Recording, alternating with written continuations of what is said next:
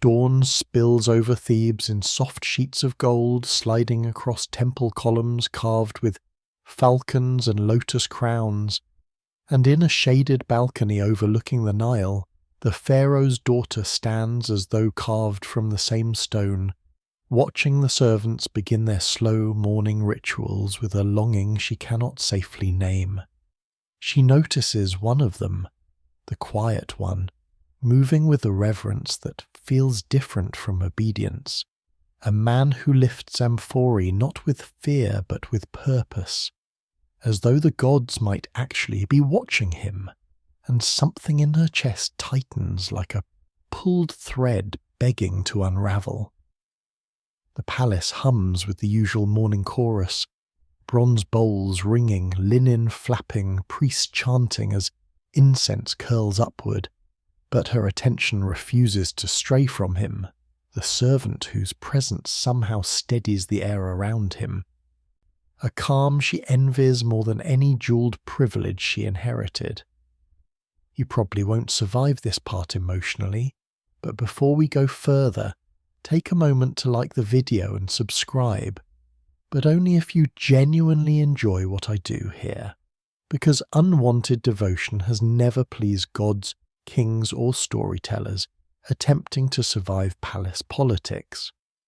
She imagines you listening from your own quiet corner of the world, and if you'd like, share your city and local time, tiny sparks across the map, before settling in. Now dim the lights, maybe turn on a fan for that soft humming backdrop, and let's ease deeper into tonight's journey. The princess descends marble steps, pretending she merely wishes to inspect the temple garden, though her heartbeat betrays otherwise, thumping like a ceremonial drum. She glances at him again, studying the way sunlight touches his shoulders, illuminating someone who should be invisible to her by every law she's been raised to obey. A historical fact surfaces in her memory. In many dynasties, servants assigned to temple grounds were chosen for their discipline and purity, believed to be extensions of the god's will. She wonders whether this man's gentleness is something divine or simply human in a way she's rarely allowed to witness. He kneels to scrub a limestone basin, and she watches the curve of his hands, patient, steady, capable, hands that could hold a chisel or cradle a newborn ibis, hands that could, she suspects, hold her heart with far more care than any noble suitor chosen by treaty and bloodline. She moves closer, pretending to admire papyrus reeds swaying in morning breeze, but her thoughts slip uninvited toward the absurd rumour she once overheard, that some servants whispered prayers not to gods but to the river itself, believing the Nile listened better than stone statues ever did. As he rises, their eyes meet for the first time, a brief instant that feels startlingly alive, and she feels something awaken, recognition or danger, or a strange mixture of both, because he looks at her not with fear, but with quiet awareness, as though he'd felt her watching long before she dared approach. Historians still argue whether royal women truly lived sealed lives or moved more freely within temple complexes, citing conflicting wall inscriptions, but today she claims freedom in the simple act of standing near him, her shadow blending with his along the sacred stones where no one is supposed to linger. The air shifts as a priest passes nearby, his sandals brushing dust in soft warning, and she steps back instinctively, heart leaping like a startled bird. The servant lowers his gaze just enough to protect them both, and that simple gesture touches her more deeply than any formal vow. Later, from the balcony overlooking the lotus pools, she watches him carry offerings to the inner shrine, the curve of his stride echoing calm certainty, and she realizes she has memorized him already. This quiet servant who somehow reshapes the silence around him into something warm enough to want. a quirky tidbit surfaces. Some scribes claimed the gods favoured those who walked with even footsteps, believing the rhythm softened divine temper. She smiles faintly, thinking his steps could soothe even the harshest deity, perhaps even the rigid expectations that bind her life like woven linen. As the sun climbs higher and shadows retreat, she knows without admitting it aloud that something has shifted permanently. For the first time, her heart leans toward a man she is forbidden to touch, forbidden to speak to, forbidden even to imagine, and yet she cannot stop imagining him. Moonlight slides across the temple courtyards like poured milk, soft and pale, illuminating papyrus shadows as the princess returns under the pretense of offering incense, though in truth her steps drift instinctively toward the lotus pools where she last saw him, that quiet servant whose presence lingers in her thoughts with unsettling persistence. She moves through the colonnade, pretending to admire wall carvings of Hathor and Thoth, but her pulse betrays her, thrumming eagerly when she hears the sound of clay jars being set down, his jars, and she pauses near a pillar, fighting the strange pull that has taken root beneath her ribs. Tonight he is trimming lotus stems for the morning ritual, hands steady beneath the moon's silver glow, and the delicate way he handles each bloom makes her breath catch. For in a life built on ceremony and power, gentleness feels rarer than gold, rarer even than her father's treasured lapis amulets. She steps forward under the guise of curiosity, asking whether the flowers will wilt before sunrise, and his answer is calm, warm, respectful, though she notices a faint tremor as he realizes he is speaking directly to a royal daughter, a breach of etiquette severe enough to earn punishment if overheard. To ease his worry, she kneels beside the pool, a gesture no princess should make, and plucks a fallen petal from the water, pretending to study its colour, though her real purpose is simply to feel closer, to inhabit the same moment as him without barriers carved by birth.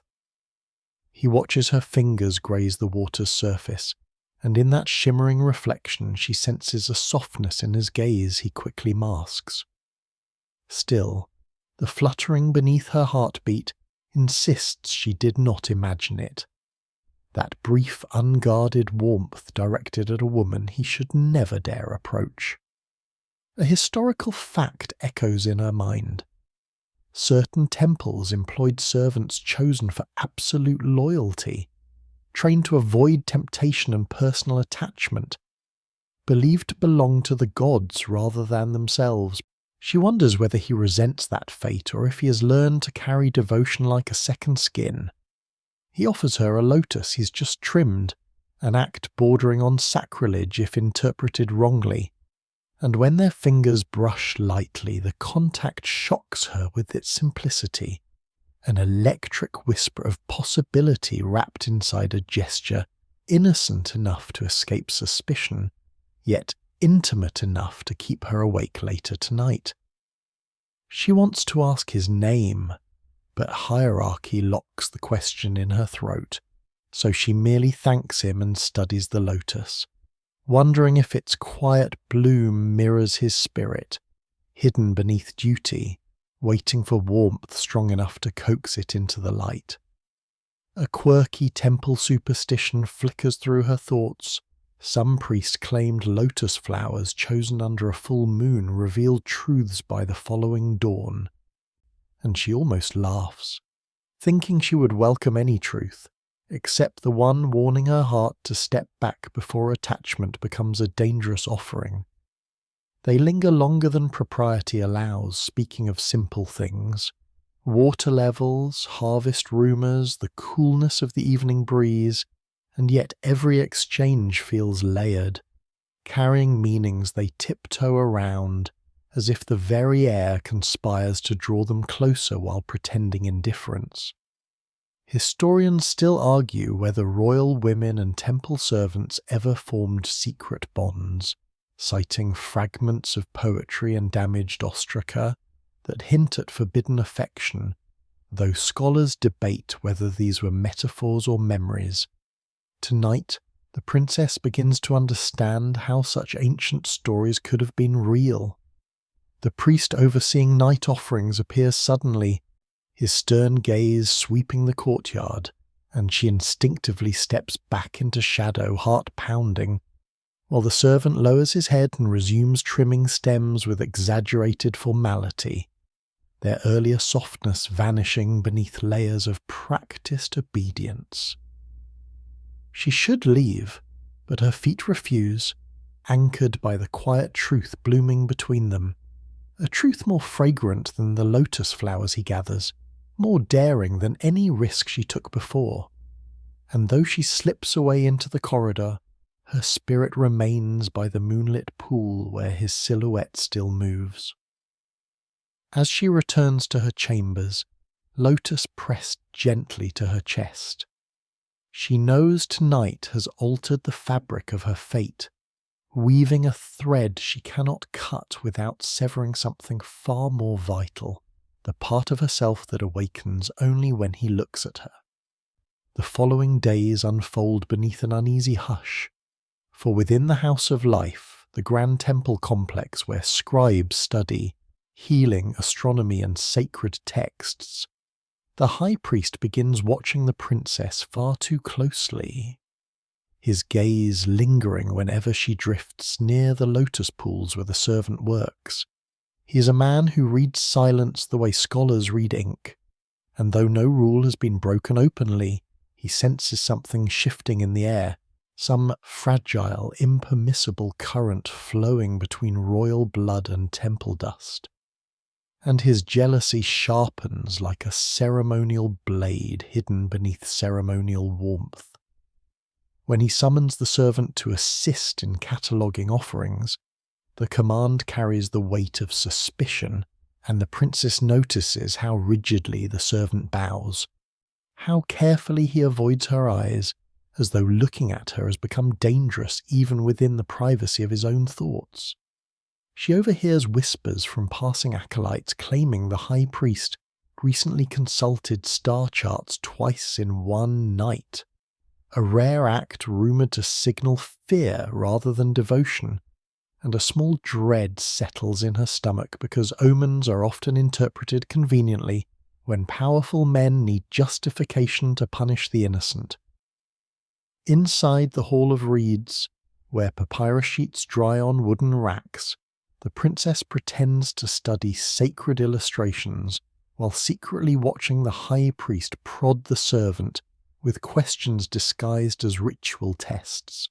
Questions aimed not at his skill, but at the depth of his loyalty and the direction of his heart. A historical fact, she recalls, unsettles her further. Certain dynasties granted high priests authority equal to generals, permitting them to accuse servants of sacrilege with little evidence, believing spiritual corruption more dangerous than treason, and she realizes how vulnerable he is beneath the weight of a single man's envy. When the priest demands the servant recite an offering hymn, the princess catches the tremor in his voice, not out of guilt, but out of fear that any misstep might be twisted into accusation, and she silently curses the invisible hierarchy that renders devotion powerless against suspicion.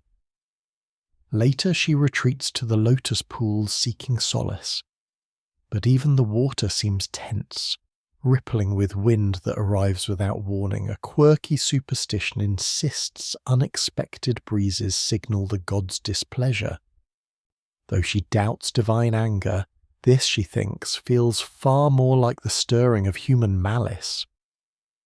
She kneels, dipping her fingers into the cool water, recalling how the servant's reflection once danced beside hers, and grief presses behind her ribs in a way she cannot name, because the high priest's scrutiny now coils around them, like a python waiting for distraction before striking.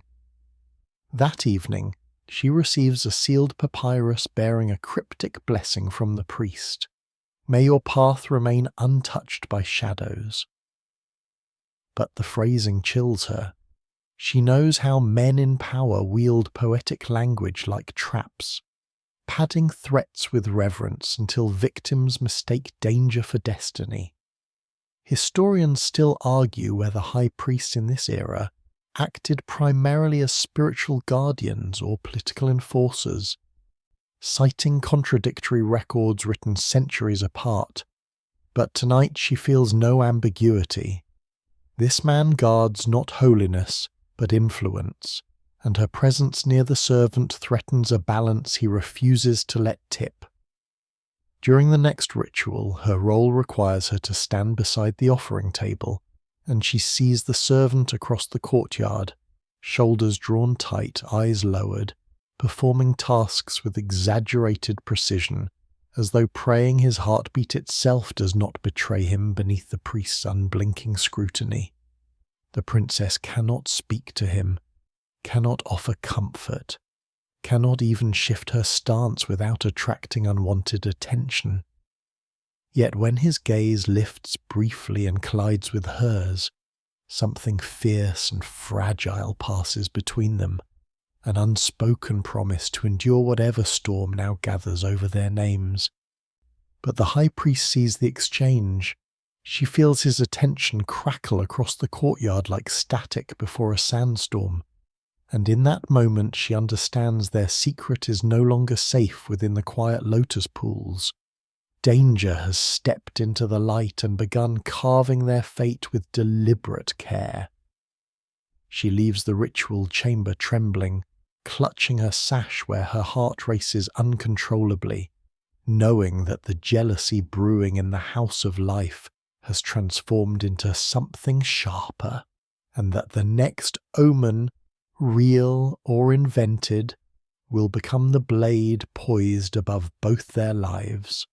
The storm arrives at dusk, sweeping over Thebes with wind sharp enough to rattle the temple banners, and the princess hurries toward the library chamber where the high priest summoned her, heart pounding with the certainty that tonight something irreversible waits coiled beneath his carefully controlled composure.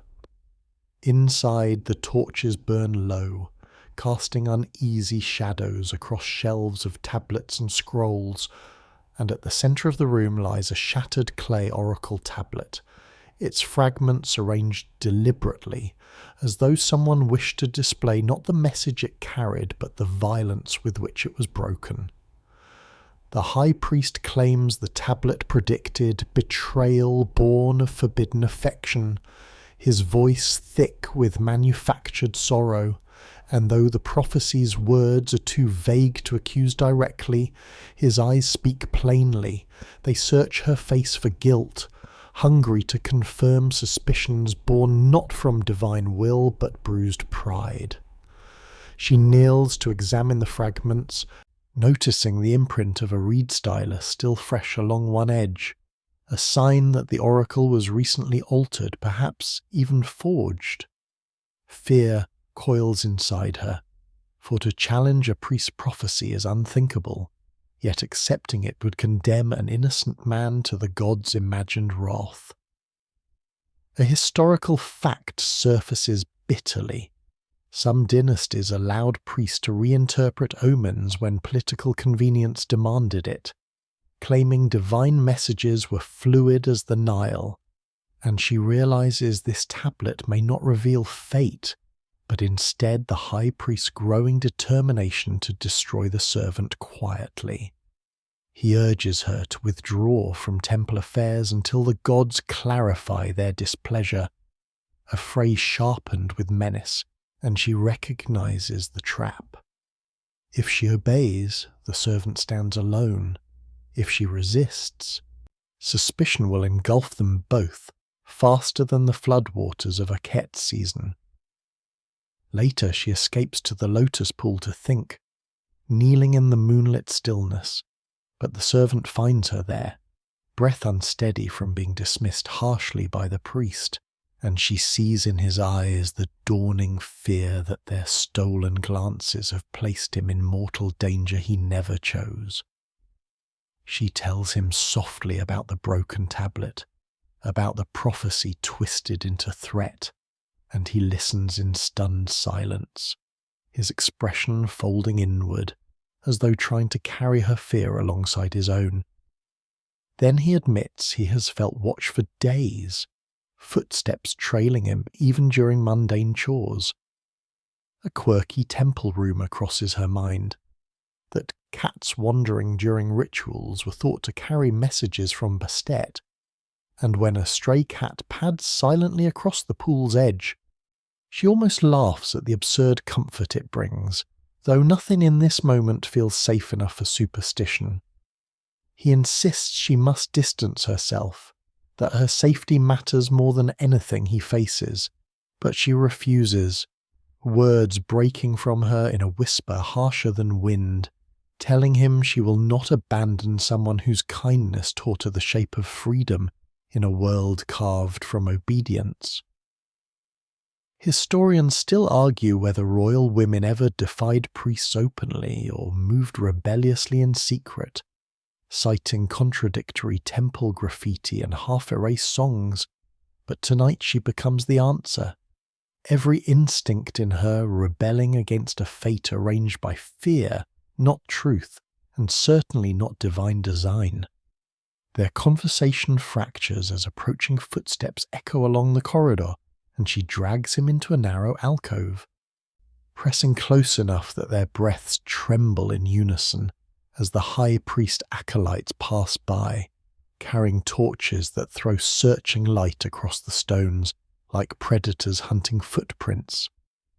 When the servants leave, he pulls away slightly, guilt tightening his features, insisting again that she step back for her own safety, yet she sees the exhaustion eating at him, the dread hollowing his breath, and she knows the priest's hatred is no longer a threat but an impending sentence. She touches his hand, a gesture more courageous than any ritual she has performed, and begs him to meet her at the old granary before dawn, a place forgotten by most, where they can decide their future before the priest decides it for them. He hesitates only a heartbeat before nodding. As she returns to the palace through torchlit halls, the wind shifts, rattling palm leaves in a voice like warning, and she knows the moment for choosing safety has passed. Only action remains now, swift as a thrown spear, for the gods may forgive forbidden love, but men rarely do. Before dawn unfurls across the desert, she slips from the palace through a servant's passage rarely used since her grandfather's reign, heart pounding with each step as she approaches the old granary, where shadows tremble beneath flickering torchlight, and the servant waits exactly as promised, breath tight, hands clasped, as though he fears the mere sight of her might summon the high priest's wrath. He tells her in a strained whisper that acolytes searched his quarters during the night, scattering scrolls and reed pens, claiming to look for evidence of improper communion, a phrase sharp enough to make her blood crystallize, because such accusations often became self-fulfilling in temples where power mattered more than truth. She realizes with sudden clarity they have no time left to hesitate. Together they push open the granary's rear doors, revealing a narrow tunnel once used to store offerings during flood season. And though its walls crumble slightly beneath their touch, she feels a thread of hope pulling them forward. For a historical record she once memorized mentions this route leading to an abandoned boat dock along the Nile's quieter bend. As they move through the dim passage, he suddenly falters, his breath hitching when she stumbles and grips his arm, and something in that brief contact startles him. A softness, a curve, a difference he has not allowed himself to notice until now. Confusion flickers through his eyes, though fear swallows any question he might have asked. They emerge near the riverbank just as first light stains the sky, and she pulls her hood tighter, praying the bindings beneath her linen remain secure despite the frantic escape, because if the truth of her identity is discovered now, the priest will not accuse her of affection alone. He will name her a blasphemer who defied divine order itself. A quirky belief among river fishermen says the Nile protects those who enter its waters before sunrise, claiming its goddess offers brief mercy to fugitives, and though she knows it is superstition wrapped in poetry, she steps onto the waiting reed boat with a silent plea to any deity willing to listen. The servant rows them into deeper water with strokes sharpened by desperation, and when temple bells begin to ring in the distance, a jarring sound that fractures the morning stillness, he realizes the alarm is for them. Historians still argue whether temple fugitives ever truly escaped by river, but this moment leaves no room for academic debate. They steer toward a hidden inlet behind palm groves, breathing hard as two patrol boats slice across the river's surface, their lanterns sweeping in slow arcs of searching gold. She presses low, trembling with the knowledge that the priest's power stretches farther than she ever imagined, reaching even into the river's early morning hush. When the patrols pass, he turns to her urgently, insisting they flee into the desert before the riders regroup, yet his gaze lingers with a question he cannot voice: why her frame feels lighter than expected, why her steps faltered strangely, why fear flashes across her features in ways unbecoming of a royal daughter raised to command. But she whispers only that she will explain everything once they reach safety, and though doubt flickers across his face, loyalty overrides uncertainty, binding them together as they sprint toward the dunes, two silhouettes breaking away from the Nile's shimmering spine, carrying secrets the gods themselves may not forgive. They cross into the desert just as the sun lifts above the dunes, its early light bleeding gold across endless waves of sand. And though the prince's daughter keeps pace beside the servant, every step jostles the bindings beneath her linen, sending sharp threads of pain spiraling through her ribs, a constant reminder that her disguise, once protective, is now a fragile secret cracking under the desert's merciless gaze. Heat gathers swiftly, shimmering in curtains that distort the dunes into shifting illusions, and the servant glances at her repeatedly, noticing how her stride shortens, how her breath catches too often. The kind of strain he has never seen among temple men accustomed to carrying offerings for hours. Confusion flickers through him again, though he swallows his questions out of fear of adding weight to her already burdened heart. They follow the remnants of an ancient caravan route once carved into the desert by traders transporting lapis, incense, and grain. Its markers now half swallowed by sand, and a historical text she once memorized claims travelers survived by reading stars even in daylight, though now the sky burns too brightly to reveal anything except an unforgiving sun. By midday the heat becomes a living thing, pressing against their backs with relentless force, and she nearly collapses when her bindings loosen suddenly, pulling a gasp from her throat, a sound too soft, too feminine to be dismissed. The servant catches her before she falls, and in that moment, realization flickers in his eyes like lightning behind a veil. He asks gently whether she is injured, but she shakes her head, unable to explain without revealing everything, so he steadies her silently, though the question remains lodged between them like an arrow, not harmful yet, but impossible to ignore, especially as exhaustion strips away the last remnants of her practiced disguise. They reach a cluster of acacia trees offering thin patches of shade, and as they kneel beside a shallow spring, she tries to drink without trembling. But the servant watches her hands carefully, noticing again their delicate shape, the graceful movements inconsistent with the temple role she claimed. A quirky desert tale says spirits reveal truths through faltering shadows, and he cannot unsee the truth now faintly outlined in hers. As wind sweeps across the basin, carrying grit that scratches against their skin, he finally whispers that something is wrong, his voice gentle, cautious, filled with concern rather than accusation, and she turns away sharply, clutching her cloak, knowing she cannot protect both her secret and their survival much longer, for one has begun devouring the other.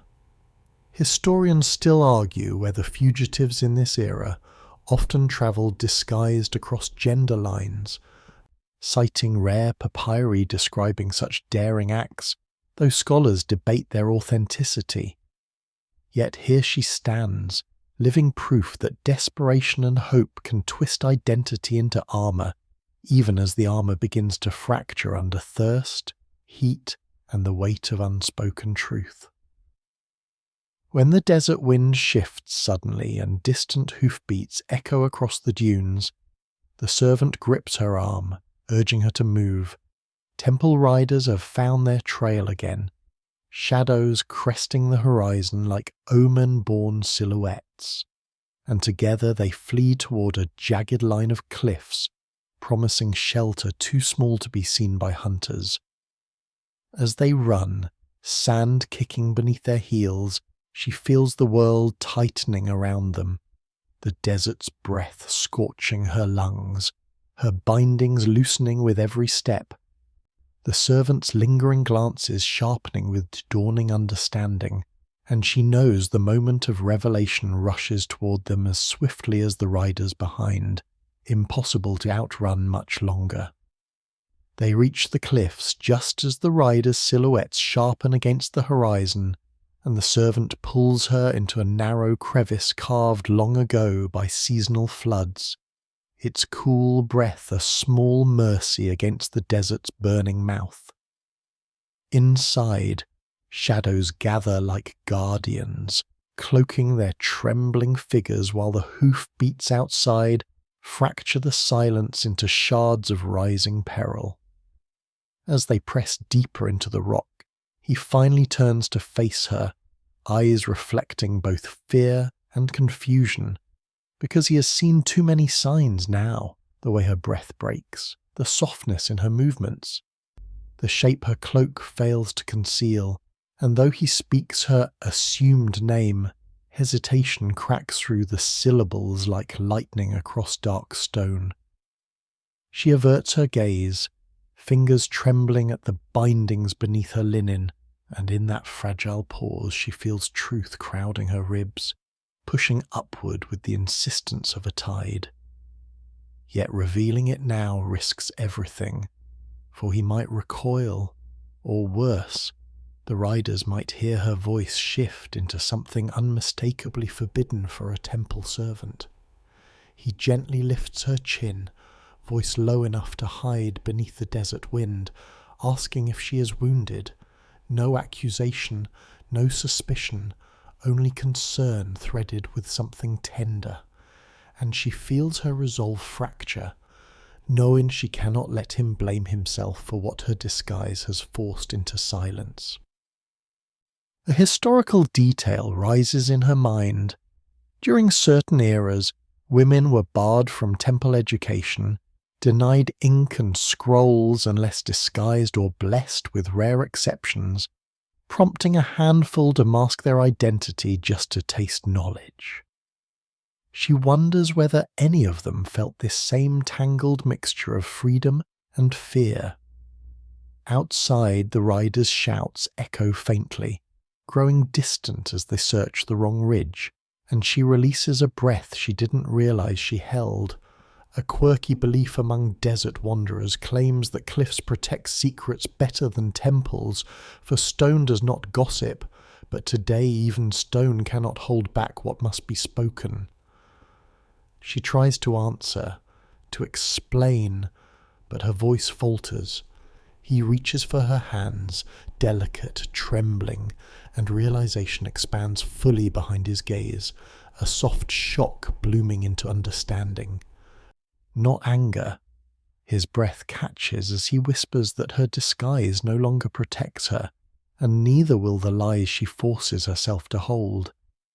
Historians still argue whether fugitives formed bonds forged under pressure of survival or whether affection preceded danger, debating faded ostraca that hint at forbidden devotion. Yet as he kneels before her in the half-light of the crevice, brushing dust from her torn cloak, she knows the scholars never understood the way truth itself can become sanctuary. She confesses then, not with practiced eloquence but aching honesty, that she hid her gender to pursue knowledge, to escape the narrow life of court, to breathe in spaces where words and learning mattered more than bloodline.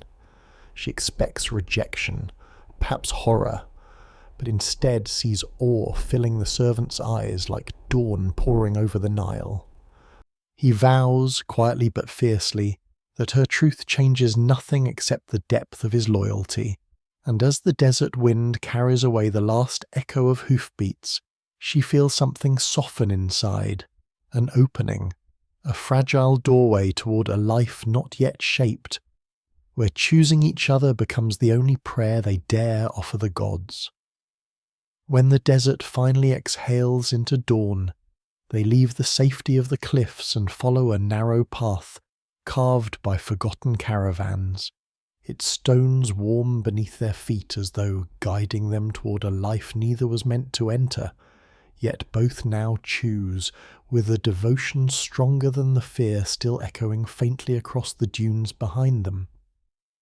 They travel for hours until the sand thins into patches of hardy grass, revealing a secluded oasis where palms sway like watchful sentinels. The servant kneels beside the water, urging her to drink while she watches sunlight skim across his face and realizes this moment, quiet, fragile, unguarded, is the first breath of freedom she has ever tasted. He asks softly whether the binding still hurt, and though embarrassment flushes her cheeks, she nods. He helps loosen the wrappings with hands careful as prayer, and for the first time she stands before him without disguise, without fear, without lineage, only herself, and he meets her gaze as though she is a revelation granted directly by the gods. A historical record flickers through her thoughts. Some exiles formed entire villages beyond the Nile's last bend, crafting new identities far from temple rule, and she wonders whether they too felt this trembling mixture of loss and hope. This sense that the world had narrowed to two people and a horizon willing to reshape their fate. They rest under a date palm heavy with fruit, and she laughs softly when one falls dangerously close to her shoulder. A quirky desert belief claims dates drop where blessings are meant to land, and though she doubts the superstition, the servant grins at the omen, his smile loosening the final knot of fear coiled in her chest. But peace comes with a price. He warns her gently that Nu will travel back to Thebes, twisted by the high priest into a tale of sacrilege, betrayal, or possession. Historians still argue whether such accusations serve divine purpose or political convenience, and she knows the man who forged omens will not easily release his hold on her story. Still, as wind ripples the oasis pool into mirrored fragments, she feels no regret. The temple may reclaim her name, the priest may stain her memory, but none of them can touch this truth, the one carved quietly in her heart, that love born in shadow can outshine even the fiercest judgment cast in the sunlit halls of power. They build a small shelter from reeds and stone, working side by side until their hands brush often enough that neither pretends not to notice, and when dusk drapes itself across the oasis, He lights a small fire whose glow softens the world into something tender, something survivable, something wholly theirs. She leans against his shoulder, exhaustion tugging her gently towards sleep, and he whispers that he will protect her, not as servant to noblewoman, not as fugitive to fugitive, but as the one who saw her truth and chose to stay when every god, priest, warrior and king insisted he should run. As the constellations bloom above them, bright and ancient as the myths carved into temple walls, she realizes history may bury their names beneath sand and silence, yet the desert itself will remember. Two souls who defied the gods, outran the jealous, and found in exile a love too sacred for prophecy to contain. Night drifts softly over the desert, settling like a warm veil across the quiet oasis where two weary travellers finally rest. There is no chanting of priests here, no clatter of temple corridors, no shadowed judgment waiting at the end of a carved hallway, only the hush of wind brushing through palms, gentle and unhurried, as though reminding the world to move slowly for once. Their small fire burns low, its embers pulsing like a steady heartbeat, casting a calm glow over woven mats, shared blankets, and the soft curve of her face finally free from disguise. You can almost feel the stillness gathering around them, patient and protective, the kind that invites even your own breath to quiet itself. The desert stretches outward in every direction, vast and forgiving, and the stars look close enough to touch. Somewhere in the distance, a night bird calls, its voice threading through the warm air like a lullaby carried from another time. Here, far beyond the reach of suspicion and prophecy, the two of them learn how silence can hold safety, how gentleness can be a kind of shelter, how love whispered without fear settles more deeply than any decree carved in stone.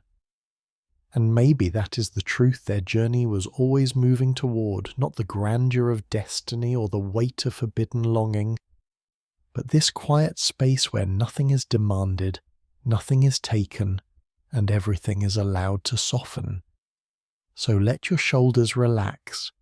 Let the rhythm of your breathing fall into step with the desert's slow pulse, and let yourself drift with them for a moment longer.